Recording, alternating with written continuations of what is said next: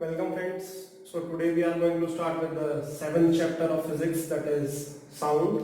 तो बच्चों साउंड के बारे में हमने 9th क्लास में वैसे पढ़ा हुआ है साउंड क्या होता है. तो sound is a form of energy. Sound क्या है? It is a form of energy. ठीक है, which help us to hear, जिससे भी हमें किसी के सुनने से पता लग जाता है, वो हमारा साउंड है. अब साउंड बनती कैसे? Sound is produced by vibrations. Sound is produced by vibration. जब भी कोई वाइब्रेशन होगी किसी चीज में तो उसकी वजह से साउंड आएगी. Like sound is being produced why? Because it is being certain vibrations. तो साउंड जो होती है, अब ये नहीं कि हम किसी भी साउंड को सुन सकते हैं, ऐसा नहीं है. There are certain frequency that we are able to hear. इन 9th क्लास में पढ़ी हमने, तो हम थोड़ा सा उसका रिव्यू ले लेते हैं पहले. तो हमारे पास ऑडिबल रेंज होती है जो कि 20 हर्ट्ज से 20,000 हर्ट्ज के बीच में होती है. राइट, ये ऑडिबल है. राइट, इसके नीचे अगर होगी बिलो 20 हर्ट्ज तो वो क्या होती है? इंफ्रासोनिक होती है. इंफ्रासोनिक लेस देन 20 हर्ट्ज जो होती है, it is not audible to us. Right, and about 20 kilohertz या फिर 20,000 hertz, it is ultrasonic. Ultrasonic जो 20,000 हर्ट्ज से ऊपर है, ये भी हमें इसमें देती है. We are only able to hear between 20 hertz to 20,000 hertz. ये फ्रीक्वेंसी है साउंड की. साउंड की स्पीड नहीं है.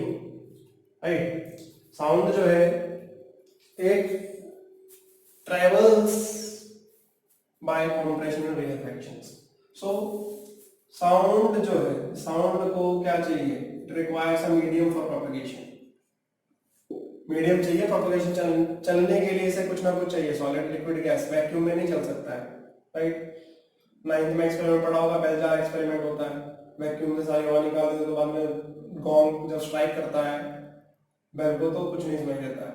राइट, सो साउंड जो है ये कैसे चलती है? कॉम्प्रेशन और रिएक्शन में. तो साउंड वेव्स जो होती हैं, साउंड वेव्स जो होती हैं ये कैसी हैं? लॉन्गिट्यूडनल भी हो सकती हैं और ट्रांसवर्स भी हो सकती हैं. ठीक है जी, लॉन्गिट्यूडनल या फिर ट्रांसवर्स. साउंड वेव्स को हम मैकेनिकल वेव्स भी कहते हैं. मैकेनिकल वेव किसलिए कहते हैं? क्योंकि इसके अंदर इलास्टिक एनर्जी, इलास्टिक वेव्स भी कहा जाता है, क्योंकि ये काइनेटिक से पोटेंशियल और पोटेंशियल से काइनेटिक में चेंज होते हैं जब अपने मीन पोजीशन पर ये वाइब्रेट करते हैं particles. Right, so what is the difference between longitudinal wave and transverse wave? Longitudinal wave तो क्या करते हैं? They travel parallel to the direction of propagation. कैसे होते हैं? They travel parallel to the direction of propagation.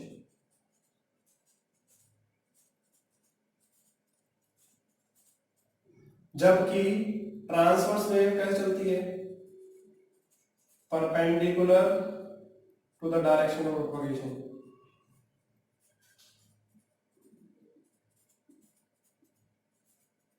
ठीक है बच्चे. अब साउंड वेव लॉन्गिट्यूडनल की तरह बिहेव भी करेगी और ट्रांसवर्स वेव की तरह बिहेव करेगी.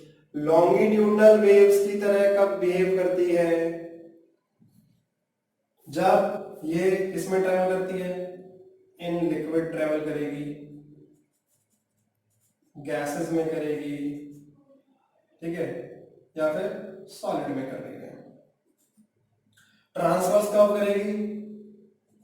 On the surface of liquid and in solid. Transverse wave जब भी बिहेव कर सकते हैं जब उसमें रिजिडिटी होगी. रिजिडिटी होगी तो ही करेगी, नहीं तो नहीं करेगी. राइट, अब साउंड के कई सारे फैक्टर्स हैं, जैसे कि डेंसिटी के ऊपर भी डिपेंड करता है, टेम्परेचर के ऊपर भी डिपेंड करता है. राइट। टेम्परेचर बढ़ेगा तो स्पीड ऑफ साउंड भी बढ़ती है 0.61। डेंसिटी बढ़ेगी तो क्या होगा, स्पीड ऑफ साउंड भी बढ़ती है। जैसे कि हमने पढ़ा था सॉलिड लिक्विड गैस, सॉलिड में सबसे फास्टेस्ट होती है और गैस में सबसे कम होती है, राइट। फिर क्या कहते हैं, ह्यूमिडिटी के ऊपर भी डिपेंड करता है, जैसे ह्यूमिडिटी ज्यादा होगी तो स्पीड ऑफ साउंड भी ज्यादा होती है, ठीक है। But it is independent of pressure, क्या प्रेशर पे डिपेंड नहीं करती है स्पीड ऑफ साउंड, ठीक है। सो एक क्वेश्चन कभी कभी पूछ लेते हैं कि लाइट वेव और साउंड वेव में क्या डिफरेंस है।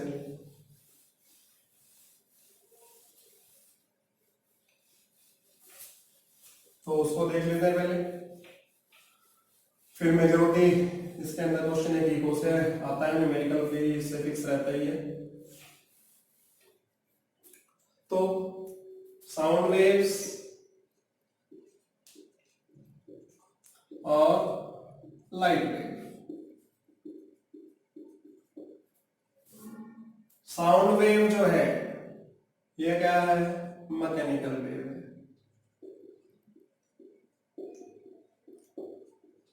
लाइट वेव क्या है, इलेक्ट्रोमैग्नेटिक वेव है, जो हमने पिछले स्पेक्ट्रम में पढ़ा था, ठीक है। साउंड जो है फास्टेस्ट ट्रेवल करती है किसमें, साउंड में, it travels fastest in solid, जबकि ये किसमें फास्टेस्ट ट्रेवल करती है, ये गैस में करती है, राइट। इसको मटेरियल मीडियम चाहिए प्रोपगेशन के लिए, it requires a material medium for propagation, जबकि it does not require medium, it can travel in vacuum, ठीक है जी। साउंड की जो नॉर्मल स्पीड होती है एयर के अंदर, इट इज 330 मीटर पर सेकेंड एट रूम टेम्परेचर, जबकि हमारी लाइट की होती है 3 × 10⁸ मीटर पर सेकेंड। ये हमारे पास कैसी होती है, लॉन्गिट्यूडनल होती है, और ये कैसी होती है हमारी, ट्रांसवर्स होती है। साउंड वेव कैसे चलती है, कॉम्प्रेशन और रेयरफैक्शन से चलेंगी।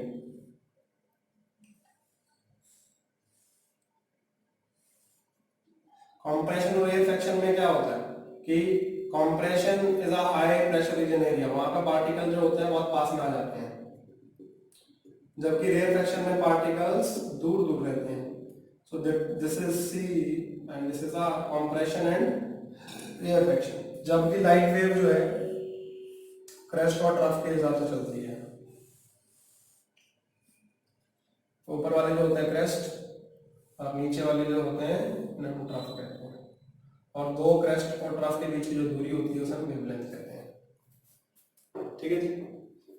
स्पीड ऑफ साउंड हो या स्पीड ऑफ लाइट हो हमेशा कैसे, c = न्यू लैम्डा, या फिर और हम कह सकते हैं c क्या है, f × लैम्डा, फ्रीक्वेंसी, न्यू या फिर फ्रीक्वेंसी सिंबल होता है, ठीक है बच्चे। अब हम बात करते हैं इसके बाद कि इको क्या होती है, इको क्या होती है, इको की कंडीशंस क्या है, इको कहाँ इस्तेमाल की जाती है।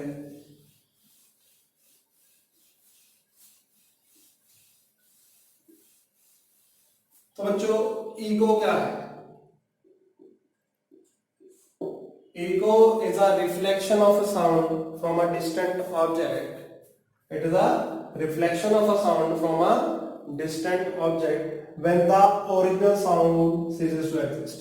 मतलब साउंड रिफ्लेक्ट होके आ रही है, जब हमारी ओरिजिनल साउंड रुक गई है उसके बाद उसको हम इको कहते हैं। क्या कहते हैं, तो साउंड जो है हमारा लॉज ऑफ रिफ्लेक्शन को फॉलो करता है, जैसे लाइट करती है ऐसे साउंड भी लॉज ऑफ रिफ्लेक्शन को फॉलो करता है। तो किसी ऑब्जेक्ट से टकराकर जब साउंड वापस आती है, राइट, और जब हमारी ओरिजिनल साउंड रुक जाती है तो उसको हम इको कहते हैं, हिंदी में हम कहते हैं गूंज। क्या कहते हैं, गूंज। अब इको बनने के लिए क्या है, इको बनने के लिए कंडीशन क्या है,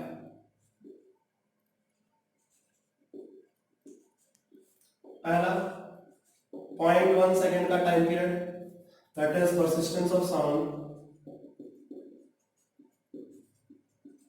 परसिस्टेंट ऑफ साउंड। मतलब कोई भी चीज हमारे दिमाग में जब कोई साउंड आती है तो सिर्फ 0.1 सेकेंड तक रहती है, उसके बाद नहीं रहती, मिनिमम इतना टाइम चाहिए, राइट। फिर 17 मीटर का distance, it is variable, it depends on the medium कैसा कैसा है, बट हम एयर के अंदर नॉर्मली रूम टेम्परेचर पर ये लेते हैं। कई जगह पर आपको 17.2 मीटर दिया होगा, कई जगह 17 मीटर दिया होगा। फिर उसके बाद लार्ज रिफ्लेक्टिंग सरफेस, जितना ज्यादा चौड़ा सरफेस होगा than the incident wavelength, sound of the incident wavelength, उसका इको उतनी अच्छी रहेगी। And intensity should be high enough, intensity of sound should be high enough ताकि हम उसे आसानी से सुन सकें, ठीक है। सो ये हमारे पास क्या है, इको की क्या है कंडीशन है।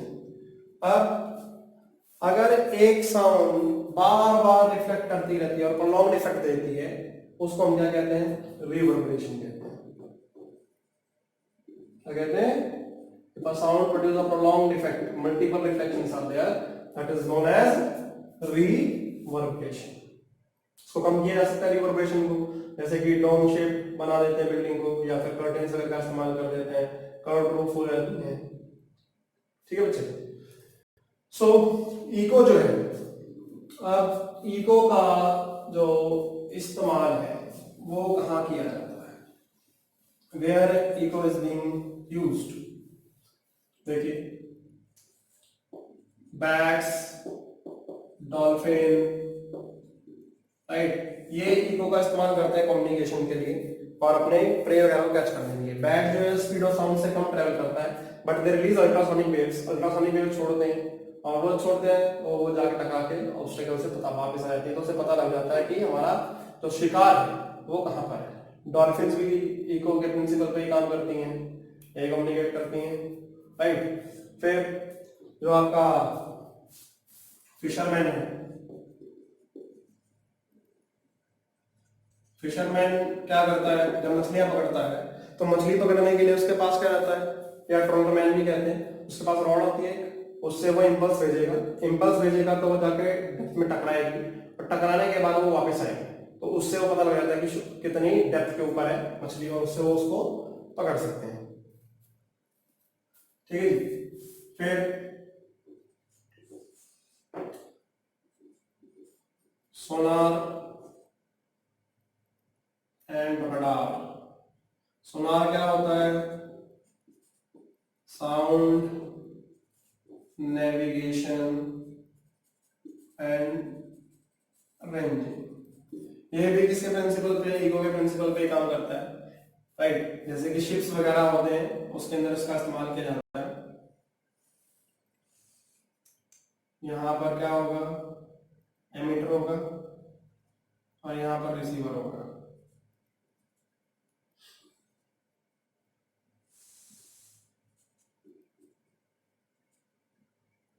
एमिटर, और ये क्या है, रिसीवर। एमिटर क्या करेगा, सिग्नल भेजेगा, रिसीवर क्या करेगा, सिग्नल को रिसीव करेगा। इन रियलिटी बहुत ही पास में रहते हैं, ठीक है। तो इससे हम क्या निकाल सकते हैं, डिस्टेंस निकाल सकते हैं।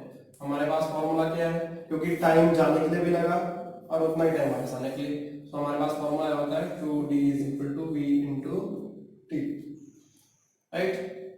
डिस्टेंस क्या हो जाएगा, D = V × T/2। रडार जो होते हैं, रडार क्या होता है, radio detection and ranging,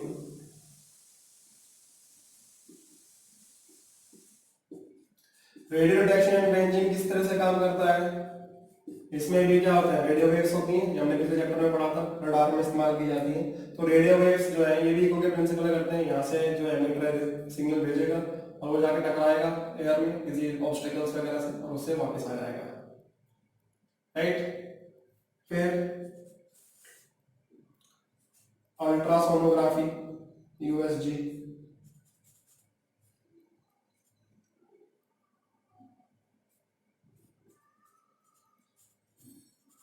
ultrasonography भी किस प्रिंसिपल पे काम करती है? इको के प्रिंसिपल पे। अल्ट्रासाउंड जो होता है वो कराया जाता है, फीटस वगैरह के स्टेटस को देखना है, किडनी स्टोन्स को देखना है या इंटरनल ऑर्गन्स जो है, तो उसके लिए हम अल्ट्रासोनोग्राफी करते हैं, वो भी इको के प्रिंसिपल पे काम करता है। फिर ईसीजी, इको कार्डियोग्राफी, राइट, ये हार्ट के लिए की जाती है, हार्ट का स्टेटस देखने के लिए, तो ये भी इको के प्रिंसिपल पे काम करता है। फिर इसके बाद ईईजी होती है, इलेक्ट्रो एन्सेफलो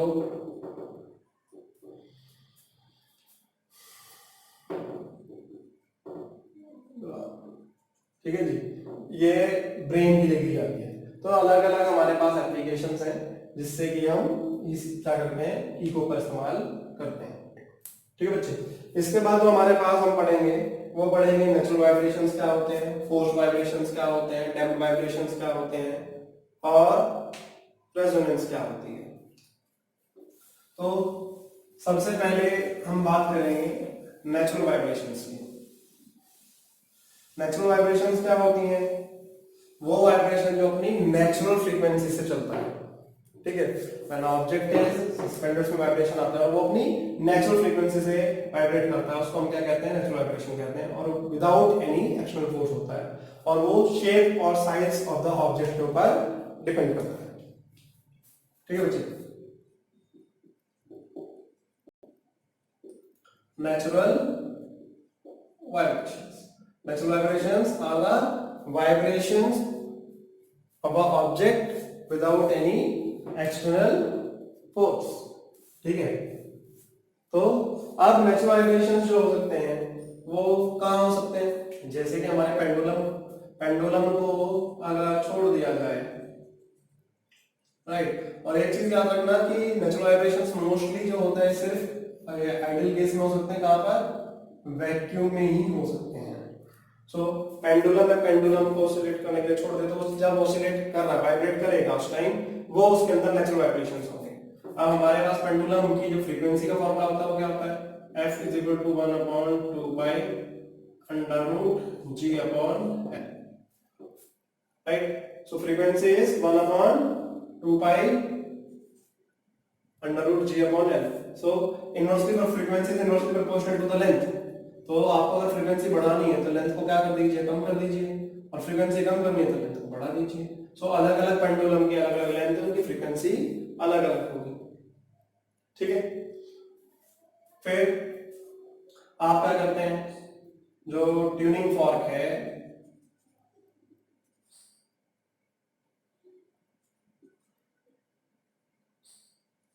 ट्यूनिंग फॉर्क, अब ट्यूनिंग फॉर्क को क्या करते हो, आप रबर पैड पे मारेंगे। तो रबर पैड पे मारेंगे, उस टाइम जो वो वाइब्रेशन प्रोड्यूस करेगा ट्यूनिंग फॉर्क के अंदर, वो उसके नेचुरल वाइब्रेशंस होंगे। क्या होंगे? Natural vibrations. ठीक है, फिर आपके पास स्ट्रिंग इंस्ट्रूमेंट्स हैं।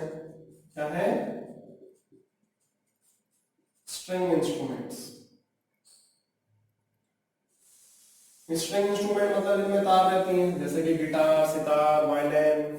ठीक है, तो इनकी लिए जो हमारी फ्रीक्वेंसी होती है टाइटली स्ट्रिच रहते हैं, तो इनके अंदर जब हम कोई इसको प्लग करते हैं तो उस टाइम इनके अंदर जो वाइब्रेशंस आती हैं वो नेचुरल वाइब्रेशंस होती हैं।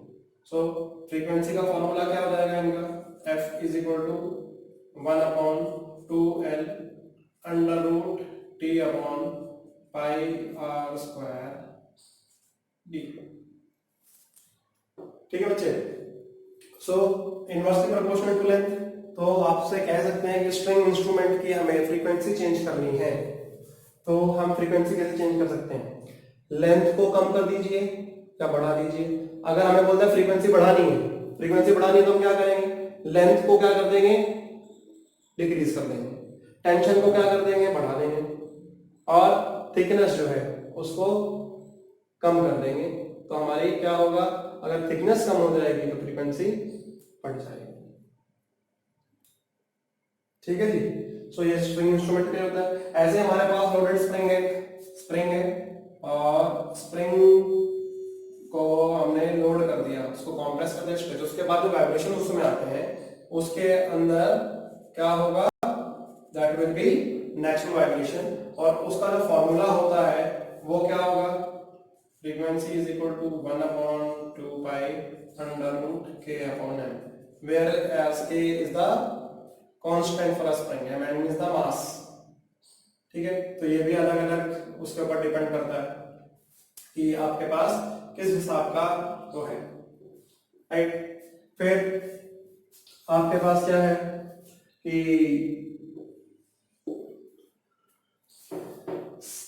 विंड पाइप क्या कहते हैं, जैसे कि आपके पास ऑर्गन है, माउथ ऑर्गन जो होता है, या फिर फ्लूट है, बांसुरी। आप इसके अंदर एयर कॉलम चेंज करके इनकी फ्रीक्वेंसी को ऑल्टर कर सकते हो, तो इसके अंदर जो वाइब्रेशंस आती हैं उस टाइम वो नेचुरल वाइब्रेशंस है। अब हमारे पास ये एक साइड ओपन हो सकता है, एक साइड क्लोज हो सकता है, और इसकी जो फ्रीक्वेंसी है inversely proportional, frequency is inversely proportional to the length of the air column, right. तो आपको फ्रीक्वेंसी बढ़ानी है तो क्या, एयर कॉलम की लेंथ चेंज कर दो, एयर कॉलम की लेंथ बढ़ा दोगे तो फ्रीक्वेंसी क्या हो जाएगी, कम हो जाएगी, लेंथ को कम कर दोगे तो फ्रीक्वेंसी बढ़ जाएगी। अब हमारे पास इसमें दो टाइप के आते हैं, ठीक है जी, वन साइड ओपन और टू साइड ओपन, दोनों साइड से खुला हुआ है या एक साइड से खुला, एक साइड से बंद है। तो अगर आपके पास दोनों साइड से खुला है तो आपकी जो फ्रीक्वेंसी चलेगी 1:2:3:4 इस तरह चलेगी।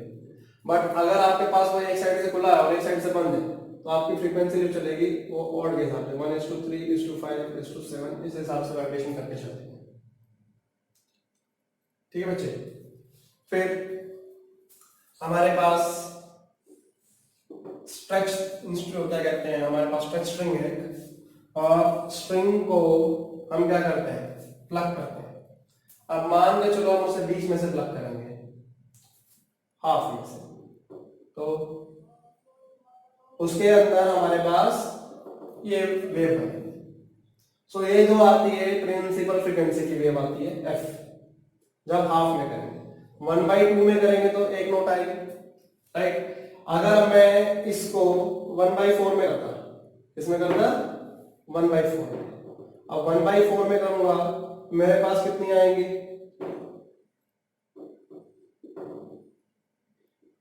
तो ये सब्सिट्यूटरी वाली आ जाएंगी, 2f इसकी फ्रीक्वेंसी हो जाएगी। अगर मैं किसमें करता हूं 1/6 में करूंगा तो मेरे पास कितनी आ जाएंगी, ये आ जाएंगी 3f कब आएगी 1/6 पे जब मैं प्लग करूंगा। और अगर मैं 1/8 पे करूंगा तो मेरे पास कितनी आ जाएगी 4f इतने पे 1/8। अब फ्रीक्वेंसी सबसे ज्यादा इसकी है और वेवलेंथ सबसे ज्यादा किसकी होगी, जो हमारे पास फर्स्ट था जिसमें हमने मिड में से उसको प्लग किया था, राइट। तो उसकी जो फ्रीक्वेंसी होती है वो क्या होती है, मैक्सिमम जो है 1/8 वाले पे होगी फ्रीक्वेंसी, और वेवलेंथ जो होगी मैक्सिमम कहां पे होगी, जब हम 1/2 पर उसे प्लग करते हैं। ठीक है जी। मान के चलो हमारे पास पियानो वगैरह है, ठीक है जी, when we press the key of piano की की को जब प्रेस करते हैं तो उस टाइम जो वाइब्रेशंस जो उसमें आएंगे वो उसके क्या होंगे, नेचुरल वाइब्रेशंस होंगे। क्या होंगे, नेचुरल वाइब्रेशन। अब नेचुरल वाइब्रेशन पे जो ग्राफ होता है वो कैसा आता है, कांस्टेंट एम्पलीट्यूड का आता है, उसके अंदर कोई एनर्जी लॉस नहीं आता है।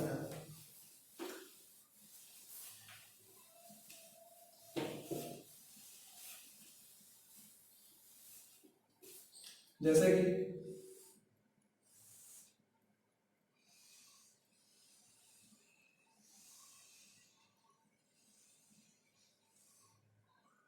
तो ये कांस्टेंट एम्पलीट्यूड का हमारे पास क्या आता है,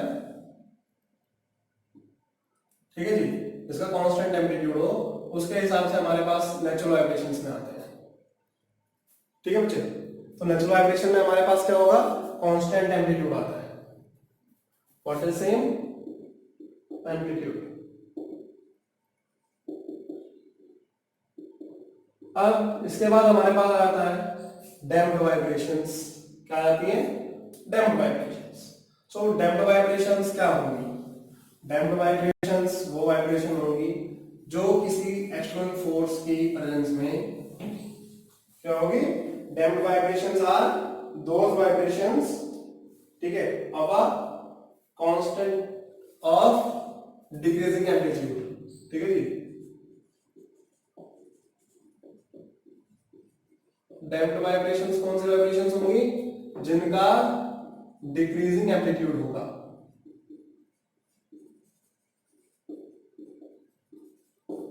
ठीक है जी, the vibration which occurs in the presence of any external force, which occurs in the presence of external resistive force, friction force वगैरह भी हो सकती है। ठीक है जी, तो उसको हम क्या कहते हैं, डैम्प्ड वाइब्रेशंस कहते हैं। क्या कहते हैं, डैम्प्ड वाइब्रेशन। अब डैम्प्ड वाइब्रेशन का एग्जांपल क्या है, जैसे कि ट्यूनिंग फॉर्क है। अब ट्यूनिंग फॉर्क को मैं हार्ड रबर पैड पे मारता हूं, इस पे रबर पैड पे, और जब रबर पैड पे मारा तो जो एयर के मॉलिक्यूल्स होंगे वो किस में आ जाएंगे, डैम्प्ड वाइब्रेशन में आएंगे। जब ट्यूनिंग फॉर्क को मैंने रबर पैड पे मारा था तो वो ट्यूनिंग फॉर्क के जो खुद के थे वो क्या थे, नेचुरल वाइब्रेशंस के थे। बट जब ट्यूनिंग फॉर्क को रबर पैड पे मारा था, एयर मॉलिक्यूल्स जो है वो किस में आ जाते हैं, डैम्प्ड वाइब्रेशंस में आ जाते हैं। इसमें डैम्प्ड वाइब्रेशन में, ठीक है जी। अब suppose shaking of a branch of a tree. अब पेड़ की एक टहनी है, अब पेड़ की एक टहनी है, तो उस टहनी को अगर हम हिलाएंगे, अब हिला रहे हैं, हिला के छोड़ दिया तो वो बाद में क्या है, कुछ देर हिलती उसके बाद रुक जाती है। That is damped vibrations, that is damped vibrations. ठीक है जी। फिर स्प्रिंग, लोडेड स्प्रिंग है, ठीक है जी, तो स्प्रिंग जो इसके अंदर वाइब्रेशंस होंगे, लोडेड स्प्रिंग को एक बार छोड़ दिया वाइब्रेट करके, तो उसके अंदर जो आएंगे वो कौन से आएंगे, डैम्प्ड वाइब्रेशंस में। क्या आएंगे, डैम्प्ड वाइब्रेशन। ठीक है जी। फिर पेंडुलम जो है वो ऑसिलेट कर रहा है हमारे पास, ऑसिलेशन ऑफ पेंडुलम। अब पेंडुलम जो ऑसिलेट कर रहा है एयर के, रेजिस्टिव फोर्स लगेगी उसके ऊपर, राइट, रेजिस्टिव फोर्स लगेगी तो उसका एम्पलीट्यूड क्या है, घटता चला जाएगा। ये किसके एग्जांपल है बच्चे, डैम्प्ड वाइब्रेशंस के एग्जांपल है। अब डैम्प्ड वाइब्रेशंस हमारे पास एम्पलीट्यूड घट रहा है तो उसका डायग्राम कैसा होगा भाई,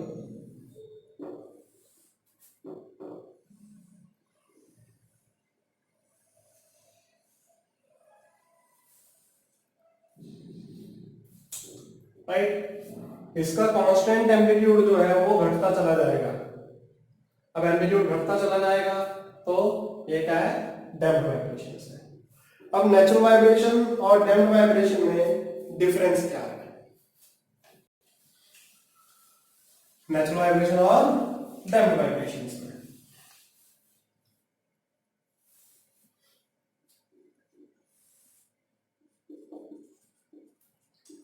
नेचुरल वाइब्रेशन जो होता है ये एक्सटर्नल फोर्स की प्रेजेंस में काम कर रहा है, there is external resistive force,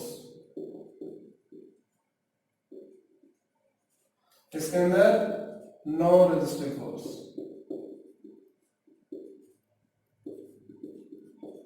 इसका डिक्रीजिंग एम्पलीट्यूड है,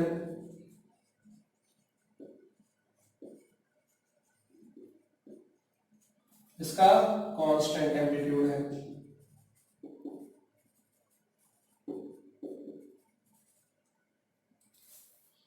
इसकी फ्रीक्वेंसी किस पर डिपेंड करती है, shape, size of the body and is constant. It does not depend.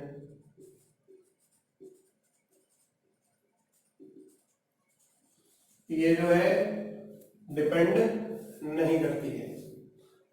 तो डैम्प्ड वाइब्रेशन में लॉस ऑफ एनर्जी होगा, क्या होगा? लॉस ऑफ एनर्जी, जबकि इसके अंदर नो लॉस ऑफ एनर्जी, इसके अंदर हमारे पास कोई एनर्जी लॉस नहीं होता है। इसके अंदर जो हमारे पास डैम्प्ड वाइब्रेशन है उसके अंदर तो हमारे पास एनर्जी लॉस होगा, जबकि बट अगर हमारे पास क्या है नेचुरल वाइब्रेशन है तो उसके अंदर कोई लॉस ऑफ एनर्जी नहीं होता है। ठीक है बच्चे। अब इसके बाद हमारे पास क्या आता है? फोर्स वाइब्रेशंस आते हैं। फोर्स वाइब्रेशंस क्या होते हैं? फोर्स वाइब्रेशंस वो वाइब्रेशंस होते हैं जो एक फोर्स फ्रीक्वेंसी के ऊपर काम करते हैं। जैसे कि मैं पेड़ की टहनी को हिला रहा हूं, जब तक मैं उसे हिला रहा हूं अपने हाथ से तो तब तक वो फोर्स वाइब्रेशंस है। जब मैं अपना हाथ हटा लूंगा तो उसके बाद वो किस में कन्वर्ट हो जाएगा? डैम्प्ड वाइब्रेशंस में हो जाएगा। सो हमारे पास जब किसी एक्सटर्नल फोर्स के उस पर काम करेगी तो उसे हम क्या कहेंगे? फोर्स वाइब्रेशंस कहेंगे।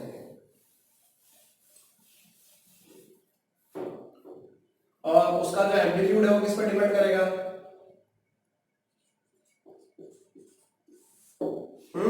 जो फ्रीक्वेंसी है हमारे पास फोर्स फ्रीक्वेंसी उसके हिसाब से वो वेरी करता है।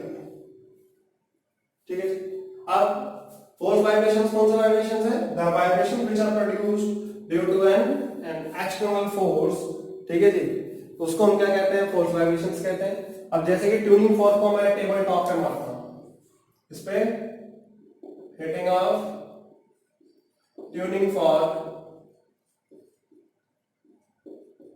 ऑन टेबल टॉप, टेबल के ऊपर मारता हूं तो उस टाइम उसके अंदर जो आएगी वो कौन सी होगी? Force vibrations. क्या होगी? ठीक है जी। फिर स्ट्रिंग इंस्ट्रूमेंट जो है, स्ट्रिंग इंस्ट्रूमेंट जो है जब उनके तार को प्लग किया जाता है, plugging of the string instrument with the force, जब हम उसे प्लग करते हैं तो उसमें जो वाइब्रेशंस आती हैं वो कौन सी होती है? Force vibration. उसमें क्या होता है? नीचे एक होलो बॉक्स होता है जो कि लार्ज सरफेस एरिया देता है। ठीक है बच्चे। फिर इसके बाद हमारे पास गिटार जो होता है, गिटार वगैरह को जब प्लग करते हैं तो उस टाइम उसमें कौन सी आती है? फोर्स वाइब्रेशंस आती है। ठीक है। अब फोर्स वाइब्रेशन और डैम्प्ड वाइब्रेशन, ठीक है, तो फोर्स और डैम्प्ड, और फोर्स, इसके अंदर डिक्रीजिंग एम्पलीट्यूड होता है।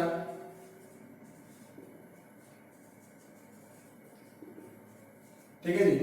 इसके अंदर फोर्स फ्रीक्वेंसी जो होती है, फोर्स फ्रीक्वेंसी जो होती है, it oscillate with the force frequency vibrations. ठीक है जी।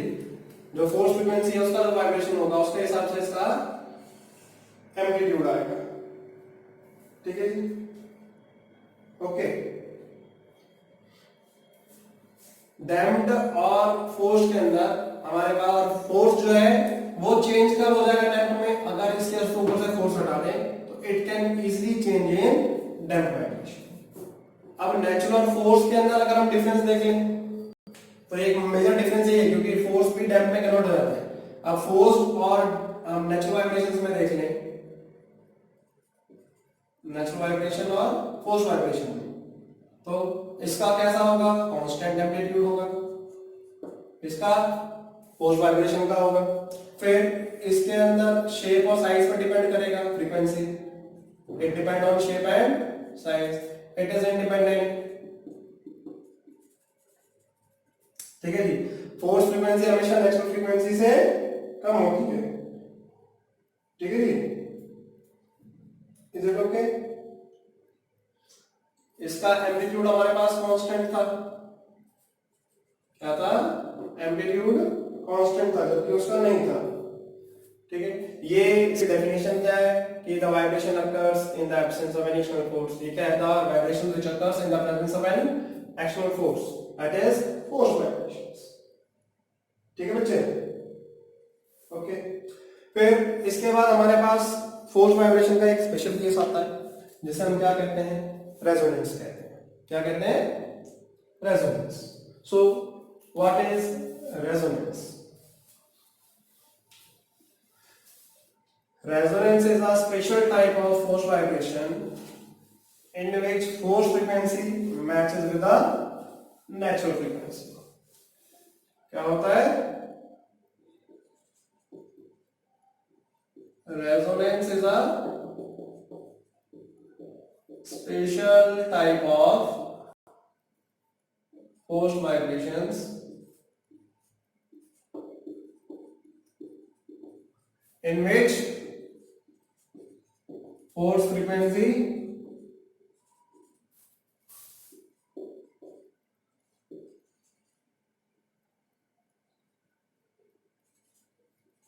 matches with the natural frequency. जब नेचुरल फ्रीक्वेंसी से मैच कर जाएगी वो फोर्स फ्रीक्वेंसी, उसको हम क्या कहते हैं, रेजोनेंस कहते हैं, राइट। अब रेजोनेंस के लिए हमारे पास कुछ एक्सपेरिमेंट्स हैं जो कि बोर्ड में पूछे जाते हैं, राइट। इसमें आपके पास एक ट्यूनिंग फॉर्क वाला है, एक पेंडुलम वाला है, और एक आपके पास रिजर्वॉयर वाला है। एक ट्यूब फिक्स कर देते हैं और एक मूवेबल होती है। तो सबसे पहले जैसे कि हमारे पास साउंड बॉक्स वाला है, तो हमारे पास क्या होगा, हम दो साउंड बॉक्स लेंगे और उन दोनों के ऊपर हम ट्यूनिंग फॉर्क लगाएंगे। क्या लगाएंगे? We will place a tuning fork.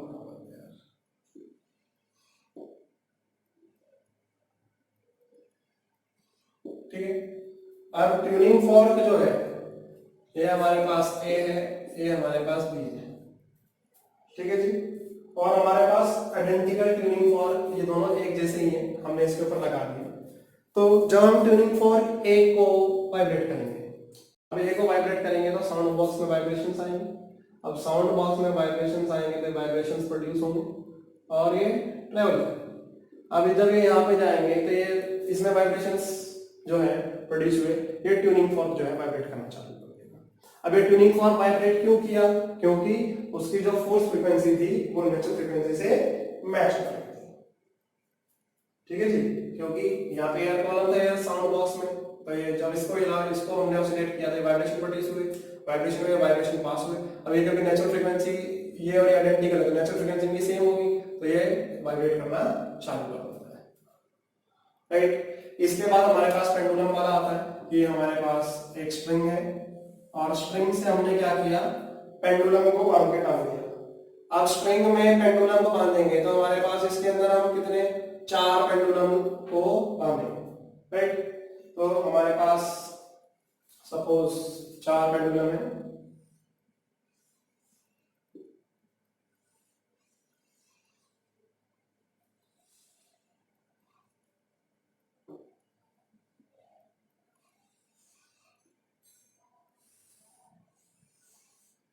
ठीक है जी।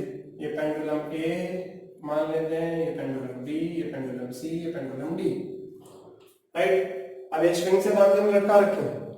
अब पेंडुलम ए और पेंडुलम सी जो है क्या, ये आइडेंटिकल सेम लेंथ के हैं, तो इनकी जब लेंथ सेम है तो इनकी फ्रीक्वेंसी भी क्या होगी, नेचुरल फ्रीक्वेंसी भी सेम होगी। बी जो है वो छोटा है और जो डी है वो बड़ा है, राइट। तो ए और सी की जो लेंथ है वो बराबर है तो उनकी नेचुरल फ्रीक्वेंसी बराबर होगी। अब क्या किया जाएगा कि जब रेजोनेंस होती है तो क्या क्लास साउंड प्रोड्यूस होती है या फिर ऑसिलेशन एनर्जी शेयरिंग होगी। अब मान के चलो मैंने इसे प्लग किया, अब प्लग किया तो ये सारे के सारे क्या ऑसिलेशन में आ जाएंगे, भाई बी भी आएगा, डी भी आएगा, तो फोर्स फ्रीक्वेंसी के उससे आएंगे, ठीक है। ए और सी के अंदर एनर्जी शेयरिंग होगी, क्यों, नेचुरल फ्रीक्वेंसी सेम है। तो जब ए का एम्पलीट्यूड बढ़ेगा तो सी का घटेगा और जब ए का घटेगा तो सी का बढ़ेगा, क्यों, क्योंकि इनकी इफेक्टिव लेंथ सेम है, लेंथ सेम है तो इनकी नेचुरल फ्रीक्वेंसी भी सेम होगी, ठीक है बच्चे। फिर इसके बाद हमारे पास आ जाता है एक रिजर्वॉयर वाला आता है जिसमें हम एक ट्यूब को फिक्स कर देते हैं, अब तो जैसे कि हमारे पास एक स्टैंड है,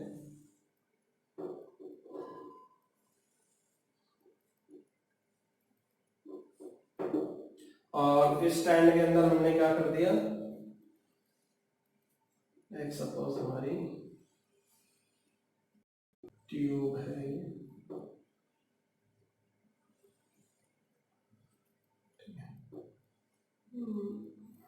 और इसको हम रबर पाइप से कनेक्ट कर लेते हैं।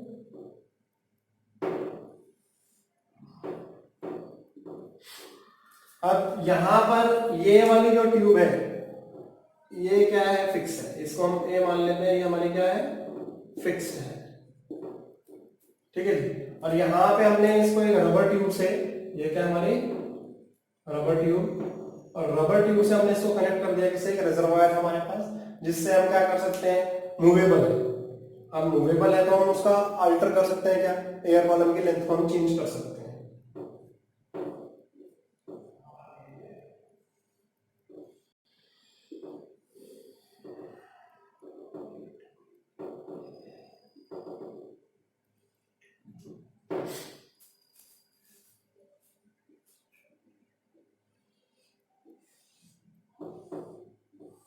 ये मूवेबल है, इसमें पानी भर रखा हमने, ये रिजर्वायर है,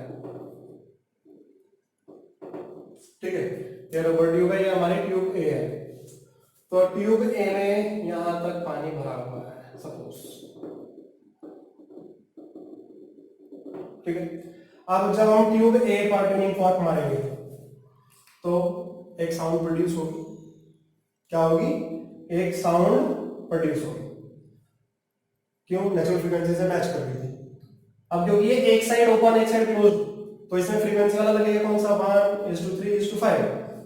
अब इसके बाद क्या किया कि हमने क्या किया, इसकी एयर कॉलम की लेंथ को चेंज कर दिया, फ्रीक्वेंसी क्या किया हमने, बढ़ाने के लिए।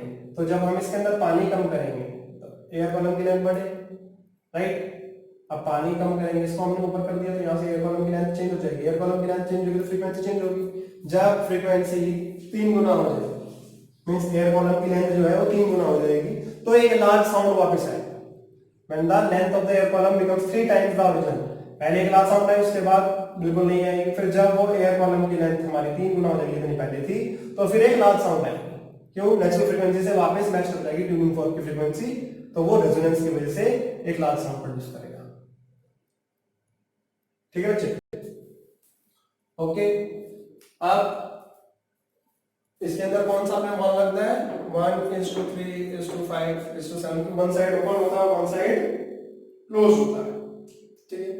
अब फोर्स्ड वाइब्रेशन और रेजोनेंस में फर्क क्या है, फोर्स्ड वाइब्रेशन तो फोर्स फ्रीक्वेंसी चलता है, और रेजोनेंस क्या होता है, रेजोनेंस में जब फोर्स फ्रीक्वेंसी होती है वो नेचुरल फ्रीक्वेंसी से मैच कर जाती है, ठीक है। फोर्स वाइब्रेशन में एम्पलीट्यूड कम होता है, जबकि रेजोनेंस में एम्पलीट्यूड जो होता है वो बहुत ज्यादा होता है, ठीक है। और फोर्स वाइब्रेशन के अंदर जो साउंड आती है वो बहुत ही थोड़े समय के लिए आती है, जबकि रेजोनेंस के अंदर बहुत लंबे समय के लिए आती है, ठीक है। तो रेजोनेंस की कुछ एप्लीकेशंस देख लेते हैं हम। एक तो ये जैसे कि हमारे पास ये साउंड बॉक्स वगैरह है, इसके अलावा क्या होता है, marching of soldiers on a suspension bridge. तो जब सस्पेंशन ब्रिज पर करते हैं तो उन्हें डिसऑर्डर में भेजा जाता है, एक साथ कभी नहीं भेजा जाता। सस्पेंशन ब्रिज में जो किसी से टांग बांध के टांग रखा है ब्रिज, तो उसके ऊपर कभी भी मार्च पास करते हुए नहीं भेजते, क्यों, अगर फोर्स फ्रीक्वेंसी नेचुरल फ्रीक्वेंसी से मैच कर गई तो ब्रिज जो है वो कोलैप्स कर सकता है, ब्रिज जो है वो गिर जाएगा, राइट। फिर रैटलिंग साउंड प्रोड्यूस्ड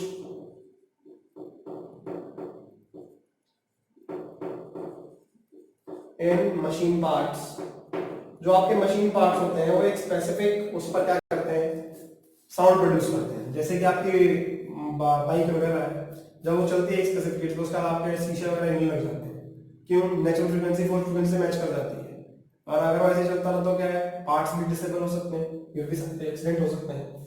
या फिर आपको ये चेंज करना है तो आप कैसे करेंगे, अपना जो व्हीकल उसकी स्पीड को अल्टर चेंज कर लीजिए। जब व्हीकल की स्पीड चेंज कर लोगे तो नेक्स्ट फ्रीक्वेंसी फुल फ्रीक्वेंसी से मैच नहीं करेगी और कोई रैटलिंग साउंड नहीं आएगी। So how to stop the rattling sound? By changing the speed of the vehicle. जो गाड़ी है उसकी स्पीड बदल दो। फिर ट्यूनिंग ऑफ रेडियो। जो रेडियो होती है उसके ऊपर हमारे पास क्या रहते हैं, गोल गोल गट्टू से होते हैं। उससे हम क्या करते हैं, फ्रीक्वेंसी को अल्टर करते हैं। फ्रीक्वेंसी अल्टर करते हैं तो वो अलग अलग फ्रीक्वेंसी के हिसाब से चैनल पकड़ लेते हैं। तो tuning of radios are also example of resonance. ठीक है बच्चे। फिर जो स्ट्रिंग इंस्ट्रूमेंट होते हैं, string instruments are provided with large hollow box. नीचे जो है एक होलो बॉक्स दिया जाता है, जैसे गिटार हो, राइट, वायलिन, उनके नीचे एक बड़ा सा होलो बॉक्स होता है। तो वो होलो बॉक्स में जो नेचुरल फ्रीक्वेंसी होती है वो स्ट्रिंग से मैच करती है। तो जब हम उसे प्लग करते हैं तो एक लार्ज साउंड आती है, क्योंकि नेचुरल फ्रीक्वेंसी फुल फ्रीक्वेंसी से मैच कर जाती है। ठीक है बच्चे। So these are the examples of resonance. ठीक है, इज इट ओके बच्चे? तो बच्चों ये नोट डाउन कर लो यार पॉइंट्स।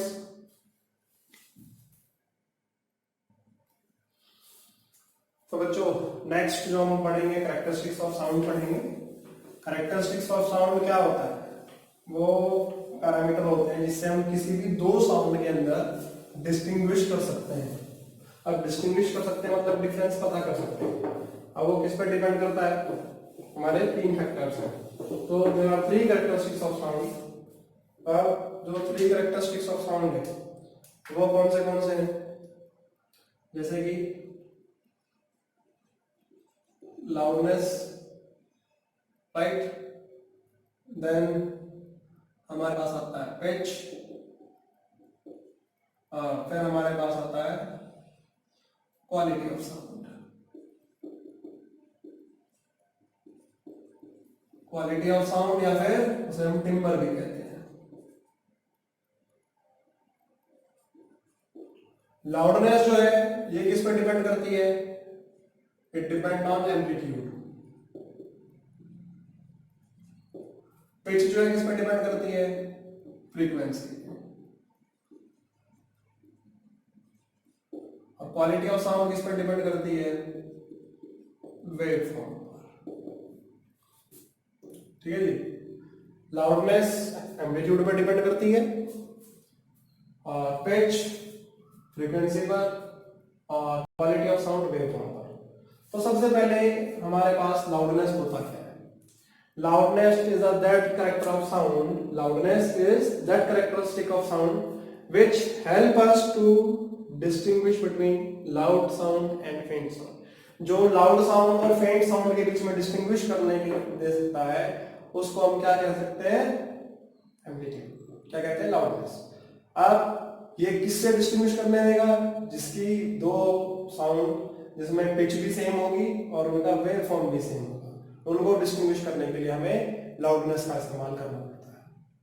ठीक है जी। So what is loudness? Loudness is that characteristics of sound which help us to distinguish between a loud sound and a faint sound. ठीक है। अब लाउडनेस है, इसके साथ साथ हमारे पास इसमें क्या होता है? इंटेंसिटी ऑफ साउंड भी आता है। क्या? Intensity of sound. So intensity of sound क्या है? It is the amount of sound energy passing per second per unit area. Amount of sound energy passing per second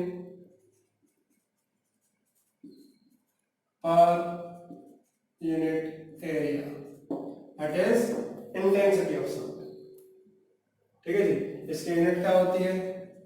वाट पर मीटर स्क्वायर। ठीक है जी। क्या है? वाट पर मीटर स्क्वायर। इंटेंसिटी के factor क्या है? Factors affecting intensity of sound. Factor affecting क्या पहला? Amplitude. So intensity is directly proportional to the square of amplitude, मतलब जितना ज्यादा एम्पलीट्यूड होगा उतना ज्यादा क्या होगा, हमारे पास इंटेंसिटी ऑफ साउंड ज्यादा होगी, राइट। दूसरा frequency, intensity is directly proportional to the square of frequency, जितनी ज्यादा फ्रीक्वेंसी होगी उतना ज्यादा ही आपके पास इंटेंसिटी होगा। फिर तीसरा डेंसिटी, जिसकी डेंसिटी ज्यादा होगी उसकी आपकी क्या लाउडनेस, जो आपकी इंटेंसिटी ऑफ साउंड है वो भी ज्यादा होगी, ठीक है। अब लाउडनेस के फैक्टर क्या है, फैक्टर अफेक्टिंग लाउडनेस, ये हमारे पास फैक्टर अफेक्टिंग क्या थे, इंटेंसिटी के थे। अब हमारे पास फैक्टर अफेक्टिंग लाउडनेस के क्या है, पहला है amplitude, so loudness is directly proportional to the square of amplitude, मतलब आपके पास एक साउंड वेव है, उसका एम्पलीट्यूड x है और एक का 2x है, तो लाउडनेस जो है उसके एम्पलीट्यूड के स्क्वायर के बराबर होगा। अगर इसका 2x है तो वो 4 गुना हो जाएगी, अगर किसी का x है तो उसका x स्क्वायर होगा, उसका कितना आएगा 2x होगा 4x स्क्वायर। तो अगर किसी का एम्पलीट्यूड x है और दूसरे का 2x है तो लाउडनेस जो होगी इसमें ज्यादा होगी, कितनी ज्यादा होगी 4 टाइम्स, क्योंकि 2x का स्क्वायर आ जाएगा 2 टू द 4x स्क्वायर, ठीक है जी। सो पहला क्या है, एम्पलीट्यूड है। दूसरा हमारे पास क्या है, डेंसिटी, जिसकी डेंसिटी ज्यादा होगी उसमें लाउडनेस ज्यादा होगी, जैसे सॉलिड है, अब सॉलिड को पीटेंगे तो उसमें लाउडनेस ज्यादा आएगी as compare to liquid and gases, ठीक है जी। फिर उसके बाद हमारे पास क्या है, सरफेस एरिया। सरफेस एरिया में क्या है कि जिसका सरफेस एरिया ज्यादा होगा उसके अंदर लाउडनेस ज्यादा होगी। अब मान के चलो हमारे पास ढोलक है, ढोलक में 2 फेस होते हैं, एक छोटा फेस होता है और एक बड़ा फेस होता है। जब आप बड़े फेस पे मारोगे तो आपको ज्यादा साउंड आती है एज कंपेयर टू जब छोटे फेस पे मारते हैं, राइट। सिमिलरली आप गाल पे थप्पड़ मारोगे किसी का, कमर पे मारोगे, कमर पे ज्यादा आवाज आएगी, क्यों, सरफेस एरिया ज्यादा है तो लाउडनेस ज्यादा है, ठीक है जी। Loudness is inversely proportional to, loudness is inversely proportional to the square of the distance between the source and जो distance है आपके पास ऑब्जेक्ट है और जो सोर्स है उसके बीच में जो डिस्टेंस का स्क्वायर होता है उसके इनवर्सली प्रोपोर्शनल है। जितना डिस्टेंस ज्यादा होगा उतनी लाउडनेस कम होगी। फिर presence of resonance body, resonating body. अब रेजोनेटिंग बॉडी किसी में प्रेजेंट होगी तो क्या होगा, जब रेजोनेंस होती है तो लाउड साउंड आती है, तो अगर कोई रेजोनेंस हो रहा होगा तो वहां पर लाउडनेस क्या होगी, ज्यादा होगी, ठीक है बच्चे। ये हमारे पास फैक्टर अफेक्टिंग लाउडनेस थी। अब लाउडनेस जो है किस पर डिपेंड करती है, एम्पलीट्यूड पे बताया था। जैसे कि आपके पास एक साउंड है,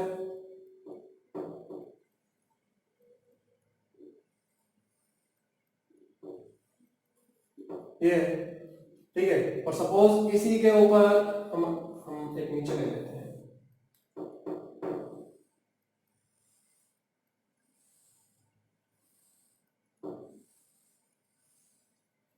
तो यहां पर क्या होगा, देखिए फ्रीक्वेंसी उतनी है, ठीक है, और एक इंस्ट्रूमेंट से सपोज प्रोड्यूस हो रही है ये वेवफॉर्म, तो हमारे पास जो होगा एम्पलीट्यूड इसका ज्यादा है तो इसकी लाउडनेस ज्यादा होगी। आपको क्वेश्चन ये देते हैं कि एक ही ग्राफ बना के इसके डबल है, डबल है तो यहां से सपोज ये x पे है तो इससे 2x पे यहां पर एक बना देंगे, यहां पर 2x प्लस लेंगे, यहां पर 2x प्लस लेंगे, अगर सेम ग्राफ पे कहा जाए आपको बनाने के लिए तो ऐसे बना सकते हैं, ठीक है बच्चे।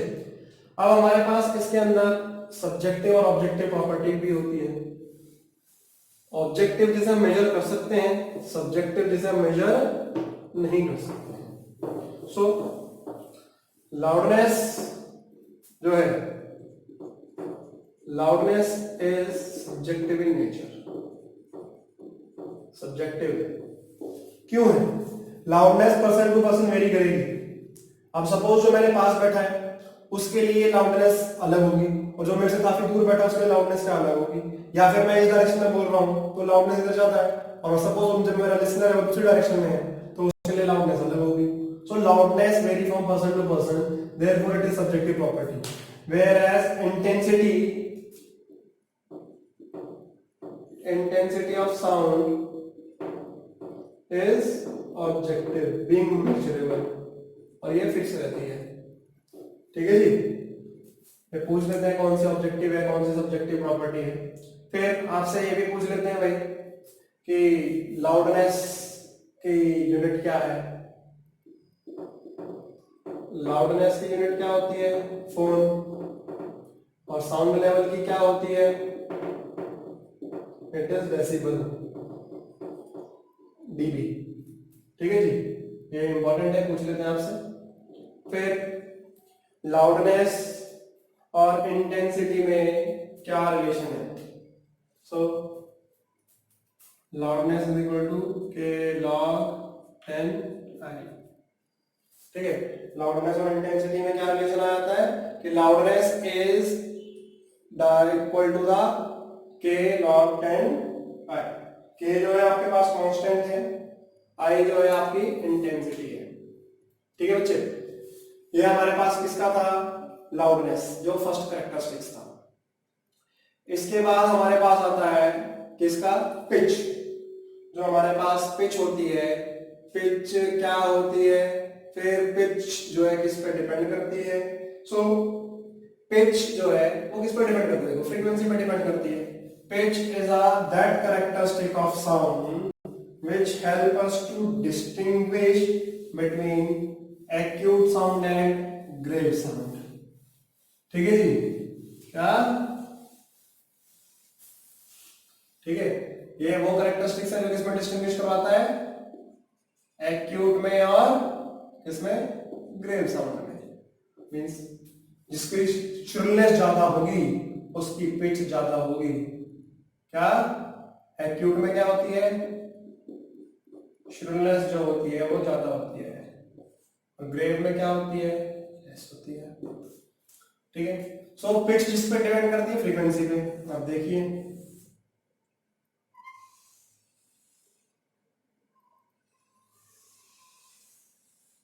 ये, और इसे नीचे हमारे पास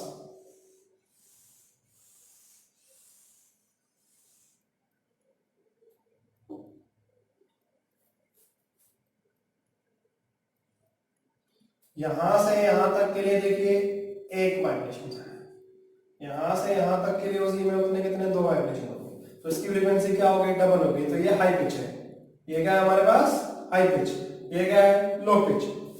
ठीक है जी, सो फ्रीक्वेंसी के ऊपर डिपेंड करती है, right. Pitch is subjective in nature, whereas frequency is objective in nature। frequency की यूनिट क्या होती है, hertz, exact number of vibration पर सेकंड इज फ्रीक्वेंसी। ठीक है जी, ओके।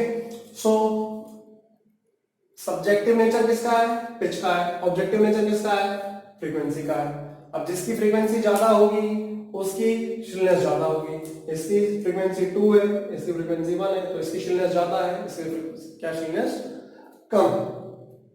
ठीक है, अब जैसे कि मान के चलो हमें टैप वाटर में से हम क्या कर रहे हैं, बाल्टी भर रहे हैं, फिलिंग ऑफ बकेट, एक बकेट भर रहे हैं, bucket is filled with water, filled with water. जब बकेट को वाटर से भरेंगे तो जो, जब टैप से खुला हुआ है, जब पानी में बाल्टी खाली है तो उस टाइम साउंड कम आए, बट जब वो एकदम टॉप पे, ब्रिम पे पहुंच जाएगा बकेट के, तो उस टाइम लाउड साउंड आता है। क्यों, फ्रीक्वेंसी जो है उसकी ज्यादा होती है, क्योंकि frequency is inversely proportional to length. Air column की लेंथ कम हो जाती है जब ऊपर का, तो फ्रीक्वेंसी क्या हो जाती है, ज्यादा हो जाती है। फिर स्ट्रिंग इंस्ट्रूमेंट जो होते हैं, राइट, उसकी फ्रीक्वेंसी को चेंज कर सकते हैं। मैंने एक फॉर्मूला क्या बताया था, F = 1/2L √T πr²d, ये बताया। तो अगर फ्रीक्वेंसी बढ़ानी है तो लेंथ को कम कर दो, या टेंशन को बढ़ा दो, राइट, या थिकनेस को चेंज कर दो, उसके हिसाब से हम स्ट्रिंग की भी चेंज कर सकते हैं। वुमेन की जो होती है वो हाई पिच होती है, और जो मैन होते हैं उनकी क्या होती है, लो पिच साउंड होती है। ठीक है, फिर जो बांसुरी वगैरह होती है आपके पास क्या होती है, फ्लूट, बांसुरी, उसके अंदर 6 होते हैं, राइट, आगे से पीछे तक। तो हम उसके अंदर फ्रीक्वेंसी को चेंज कर सकते हैं, कैसे, एयर कॉलम की लेंथ को चेंज करके, कैसे, ठीक है जी। So if we increase the air column तो क्या होगा, लोअर फ्रीक्वेंसी, लोअर नोट की आएगी। ठीक है, तो मतलब ज्यादा छेद बंद कर दो, closing of more holes, closing of more hole, जितने ज्यादा छेद बंद करोगे उतनी ज्यादा एयर कॉलम की लेंथ हो जाएगी, तो फ्रीक्वेंसी उसकी कम हो जाएगी। और फ्रीक्वेंसी कम करनी है तो आप क्या करेंगे, एयर कॉलम की लेंथ, अगर आपको क्या कहते हैं, एयर कॉलम की लेंथ को क्या कर दीजिए, बढ़ा देंगे तो फ्रीक्वेंसी कम हो गई, और अगर फ्रीक्वेंसी बढ़ानी है तो एयर कॉलम की लेंथ को कम कर दीजिए, छेद जो है वो कम बंद कर दीजिए। ठीक है, so it is helpful to distinguish the sound which have the same amplitude and same waveform, उसके लिए हम पिच से डिस्टिंग्विश करते हैं। इसके बाद जो हमारे पास आखिरी जो आता है that is quality of sound या फिर waveform. So quality of sound या वेवफॉर्म क्या है, it is that characteristic of sound which help us to distinguish between two sound which have the same amplitude and the same frequency। ठीक है जी, quality of sound क्या है, it is a characteristic of sound which help us to distinguish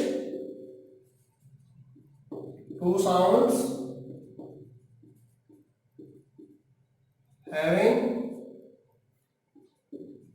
same amplitude and same frequency. ठीक है जी, same frequency और same amplitude होगा, उसको डिस्टिंग्विश करने के लिए जो क्वालिटी जो हमारे पास होता है उसको हम क्या कहते हैं, क्वालिटी ऑफ साउंड, और वो दो अलग अलग इंस्ट्रूमेंट से होनी चाहिए। ठीक है जी, of the two different instrument. अब ये देखिए कि हमें वेव फॉर्म से कैसे पता चलेगा।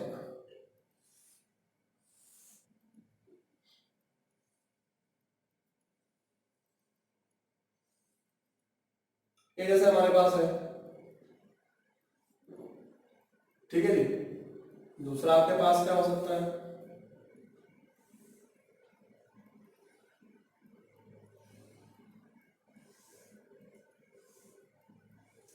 फ्रीक्वेंसी भी सेम, एम्पलीट्यूड भी सेम, राइट। सो इनका क्या है, दो इंस्ट्रूमेंट जिनकी फ्रीक्वेंसी भी सेम है और एम्पलीट्यूड भी सेम है। ये एम्पलीट्यूड होता है amplitude maximum displacement of particle from its mean position.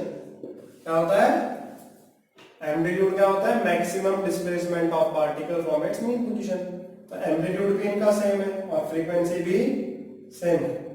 फिर तो उसको डिस्टिंग्विश करने के लिए हमारे पास जो होता है कैरेक्टरिस्टिक, उसको हम क्वालिटी ऑफ साउंड कहते हैं। अब कोई भी दो इंसानों की साउंड सेम नहीं होती, अलग अलग होती है।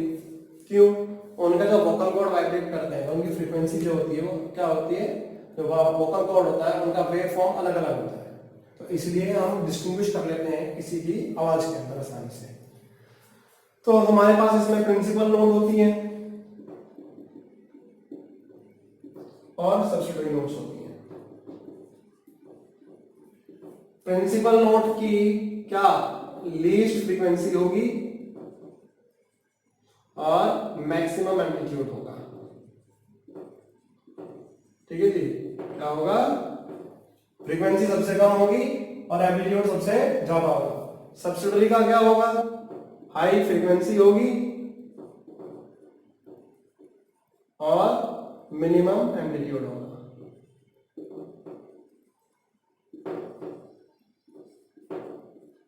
याद रखो, जैसे स्कूल में प्रिंसिपल होता है, प्रिंसिपल की फ्रीक्वेंसी कितनी होती है, एक स्कूल में एक ही प्रिंसिपल, फ्रीक्वेंसी कम होती है बट उसकी पावर क्या होती है, बहुत ज्यादा होती है, तो इसलिए उसका मैक्सिमम एम्पलीट्यूड है।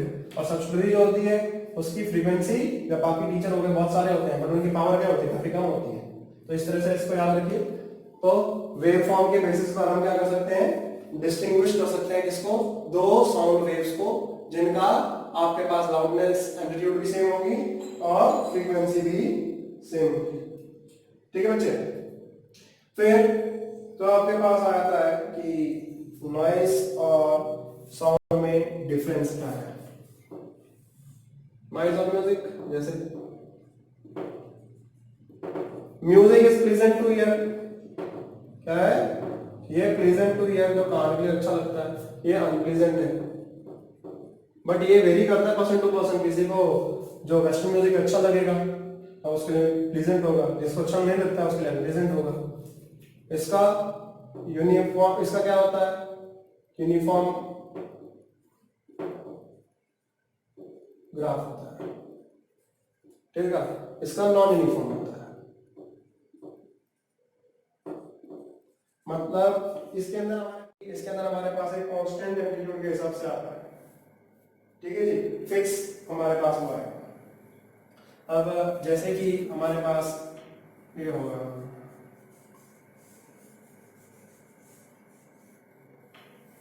ठीक है, हमारे पास अलग अलग आएगा किसमें, म्यूजिक जो नॉइस होगी, जबकि म्यूजिक के अंदर हमारे पास कैसा होगा, एम्पलीट्यूड के हिसाब से चलेगा। नॉइस कब होती है, जब हमारे पास 110 डेसिबल से ऊपर चली जाती है, 110 डेसिबल से साउंड ऊपर चली जाती है तब नॉइस होती है। और नॉइस से हमें क्या हो सकता है, टायर्डनेस हो सकती है, ठीक है, स्लीपलेसनेस, हेडेक, ठीक है, फटीग, ठीक है बच्चे।